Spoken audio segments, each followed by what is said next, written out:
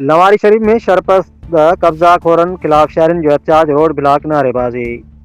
बदीन शहर में लवारी शरीफ जे पेश शहरन पारां शरपसंद कब्जा माफिया खिलाफ पुलिस पोस्ट सामूं एहतजाजी मुज़ाहिरो कयो वियो, जंहिंजी अॻुवाणी Badin district council member Abdurrahman Baloch, chairman union council Lawari Sharif Mir Anwar Bakhsh Talpur, सदर निशात तंजीम जमायत लवारी शरीफ फतेह अल्लाह जूणे जो कई। मुज़ाहिरीन वॾे अंग में शिरकत कई, रोड ब्लॉक करे कब्जा माफिया खिलाफ सख्त नारेबाज़ी कई।